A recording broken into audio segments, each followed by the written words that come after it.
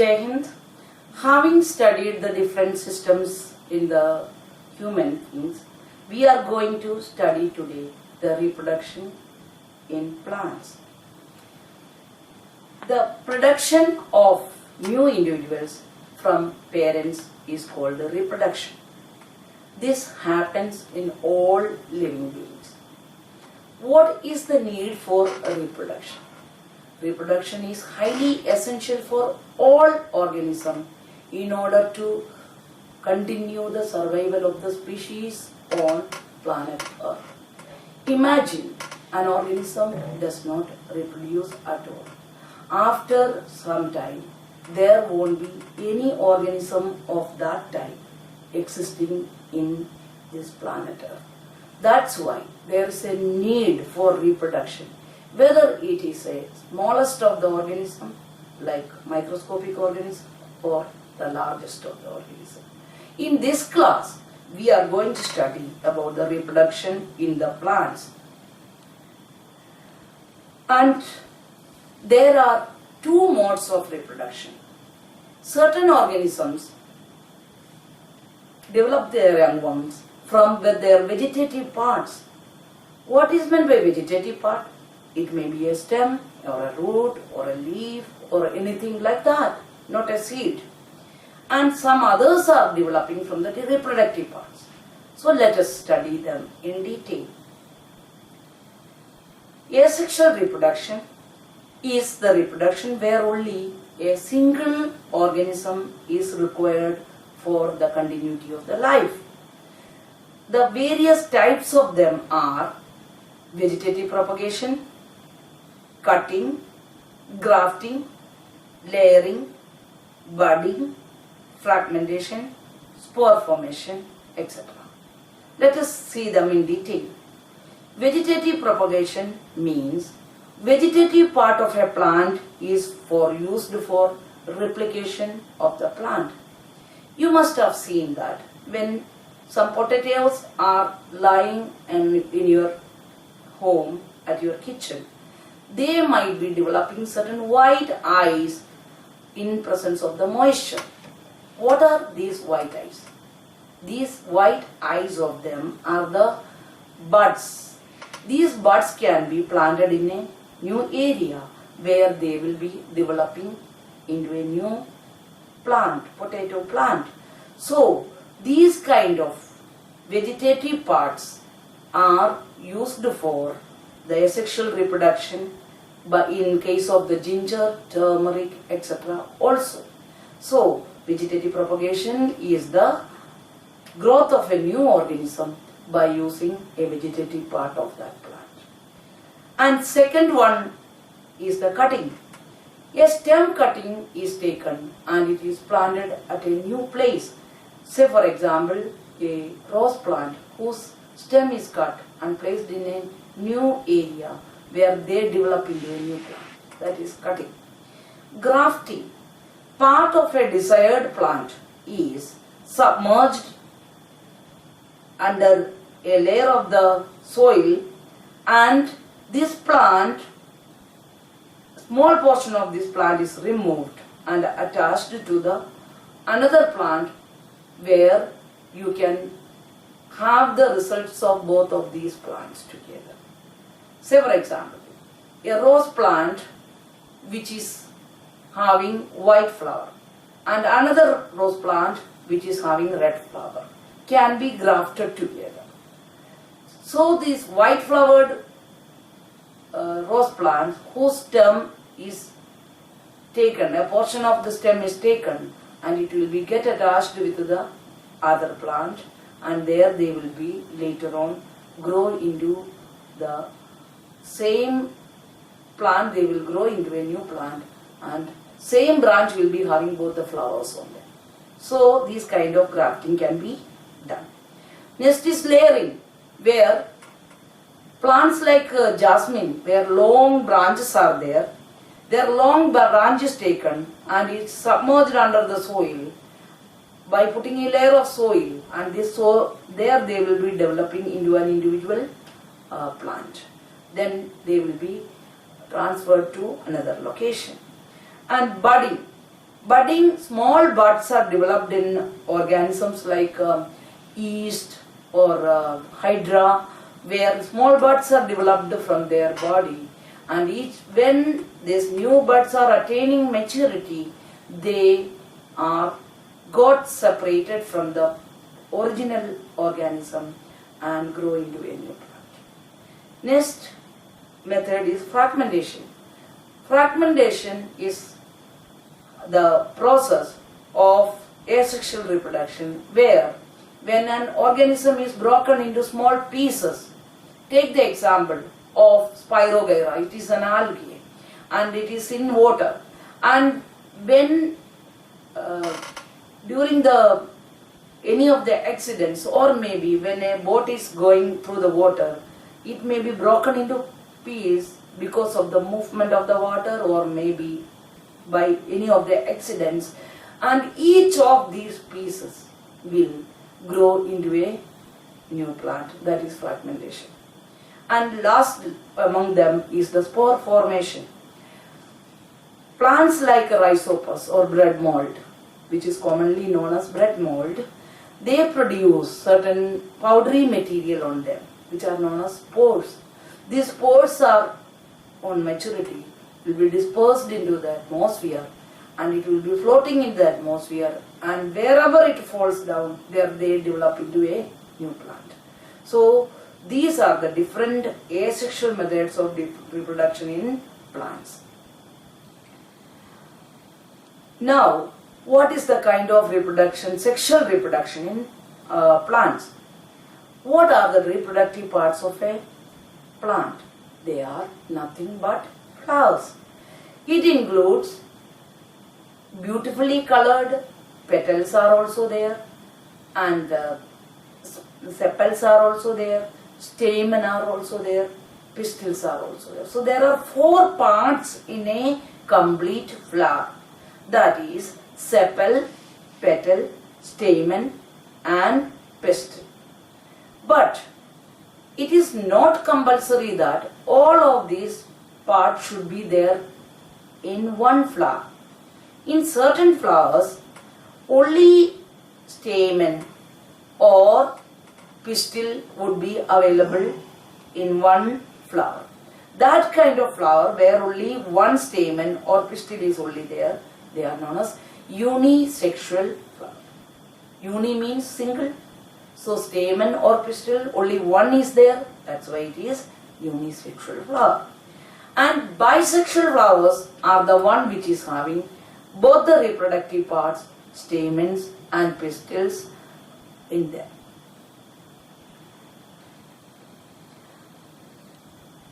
Now let us discuss about what are the parts of the stamen.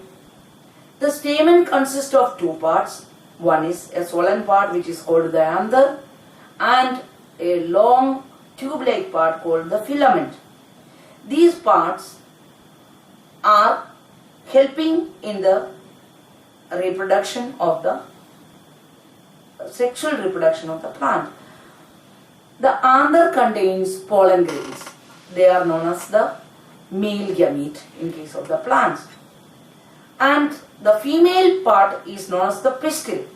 Parts of the flower, the female part is the pistil, which consists of 3 major parts: the stigma, style and ovary. Stigma is the extreme tip of the female reproductive part, which is sticky in nature, where the anthers are being fallen. And when the anther is fallen on the stigma, it will develop a tail through the style and finally reaches to the ovary, where the egg cells are there. And the male gamete, which is the pollen grain, fertilizes with the female gamete, that is the egg which is present in the ovary. Thus, a zygote is formed by the fusion of male and female gamete. And this zygote develops into an embryo.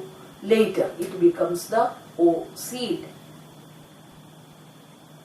Now, the seeds are converted into fruits. How do they are converted into fruits?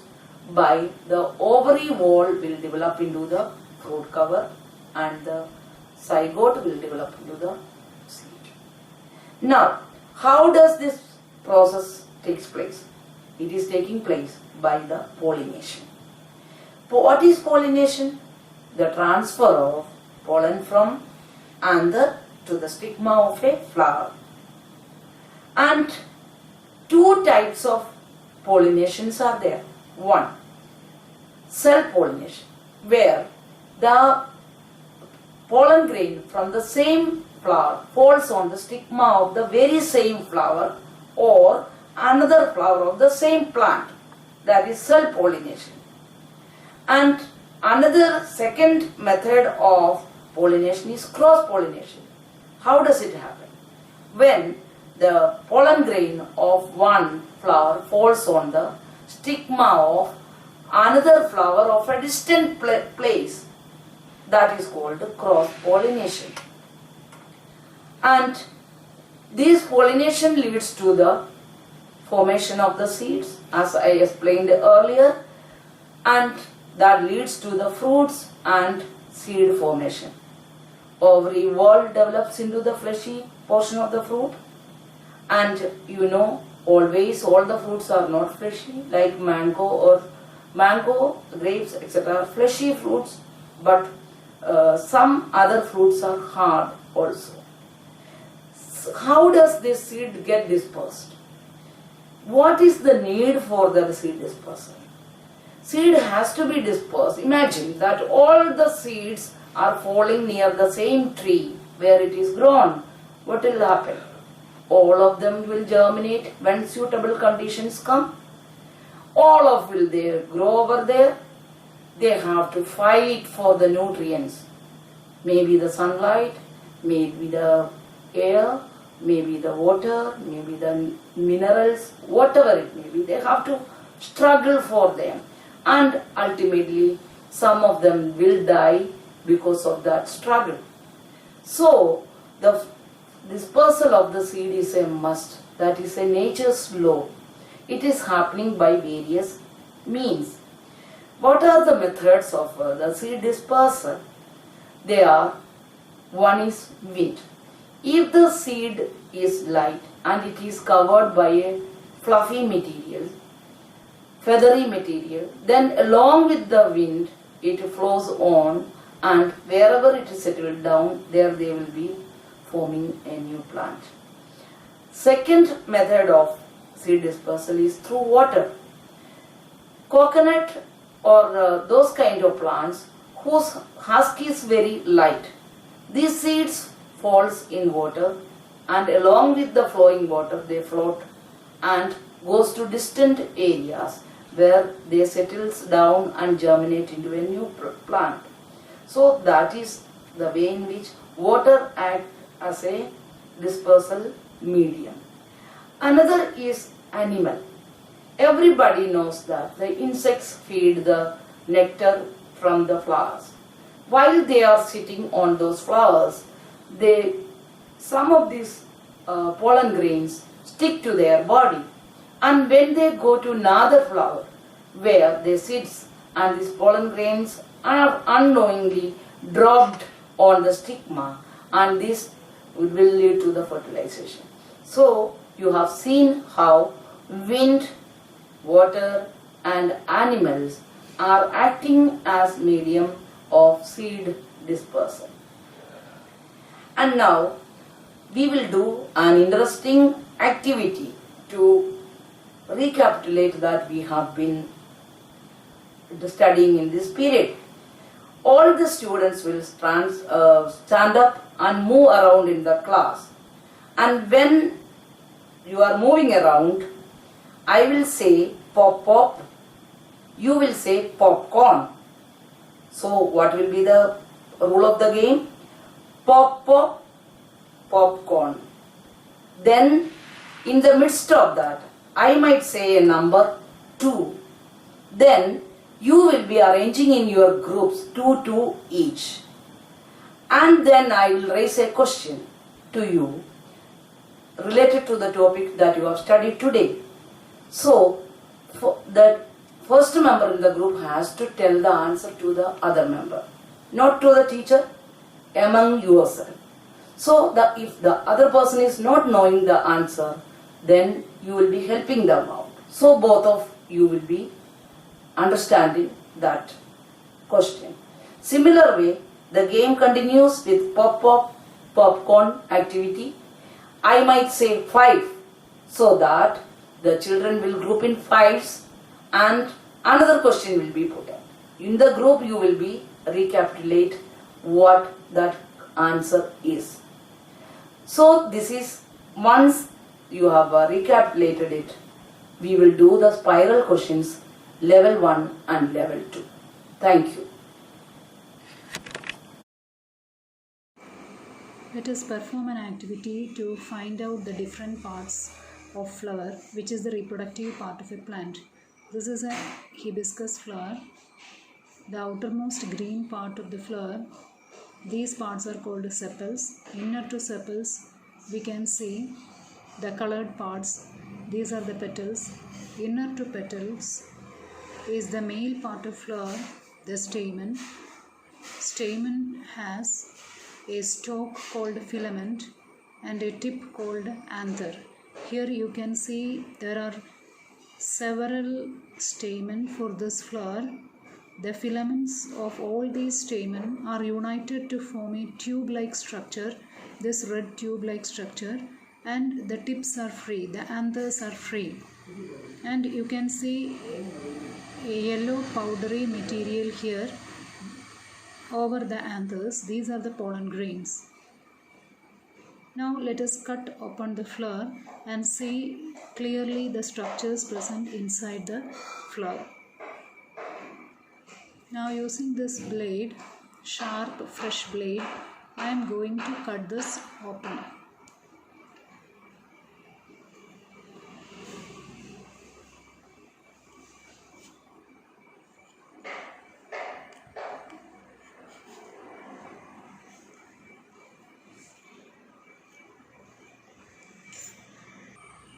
Now I have cut this open. We will examine the different parts. This green part is the sepal. Inner to that is the petal. Inner to the petal you can see the filaments being united to form a tube-like structure. Here the anthers are free. In the middle of the flower you can see the pistil. Pistil is having a swollen base called ovary. Inside the ovary there are bead-like structures called ovules. There is a tube. Here you can see a white tube above the ovary, that is called the style. It is passing through the tube made by the unition of filaments of the stamen. The style is going inside this, and here you can see the tip of the style here, and there are these red things are the bead-like structures at the end of the style called stigma. So the different parts of the male part stamen, they are the filament, anther. Then the female part of flower called pistil consists of ovary, ovules, tube called style, at the tip of the style stigma. So these are the main parts of flower.